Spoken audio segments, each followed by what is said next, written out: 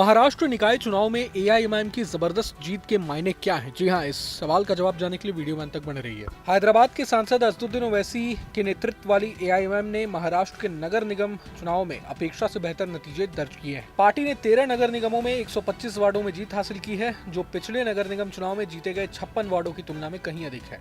यह महाराष्ट्र में हैदराबाद आधारित पार्टी का अब तक का सबसे मजबूत प्रदर्शन है। कई नगर निकायों में एआईएमआईएम ने समाजवादी पार्टी, राष्ट्रीय कांग्रेस पार्टी और महाराष्ट्र नवनिर्माण सेना जैसी स्थापित पार्टियों को पीछे छोड़ दिया है। पार्टी ने 15 जनवरी को हुए चुनाव में 29 में से 24 नगर निगमों में अपने उम्मीदवार उतारे थे। पार्टी का सबसे मजबूत प्रदर्शन छत्रपति संभाजीनगर में रहा, जहां उसने 33 सीटें जीतकर नगर निगम में खुद को एक प्रमुख ताकत के रूप में स्थापित किया। एआईएमआईएम ने मालेगांव में भी शानदार प्रदर्शन करते हुए 21 सीटें हासिल की, जबकि नांदेड़ में उसने 14 सीटें जीती। अमरावती में पार्टी को 12 सीटें मिली, वहीं धुले में 10 और सोलापुर में 8 सीटें हासिल हुई। मुंबई महानगर क्षेत्र में भी पार्टी को छोटे लेकिन राजनीतिक रूप से अहम लाभ मिले। मुंबई और मुंब्रा में उसे 5-5 सीटें मिली। इसके अलावा सोलापुर में 8, नागपुर में 7, अहमदनगर और जालना में 2-2, परभणी और चंद्रपुर में 1-1 वार्ड जीते।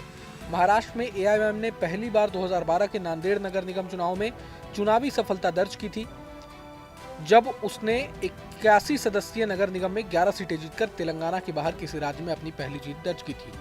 पार्टी का ये बेहतर प्रदर्शन ऐसे समय में सामने आया है जब महाराष्ट्र इकाई में आंतरिक उथल-पुथल थी। मतदान से कुछ दिन पहले मुंबई इकाई के अध्यक्ष फारूक शब्दी ने इस्तीफा दे दिया था, जबकि राज्य इकाई के अध्यक्ष इम्तियाज जलील को सीट बंटवारे को लेकर धमकियों का सामना करना पड़ा था, जिससे चुनाव से पहले गुटबाजी की स्थिति उजागर हुई थी। एआईएमआईएम का उभार समाजवादी पार्टी के कमजोर प्रदर्शन के साथ भी जुड़ा है, जो कई शहरी केंद्रों में उसी मुस्लिम वोट बैंक को साधने की कोशिश कर रही थी। दिलचस्प बात यह है कि एआईएमआईएम ने महाराष्ट्र नवनिर्माण सेना और एनसीपी शरद पवार गुट दोनों से अधिक सीटें जीत ली हैं।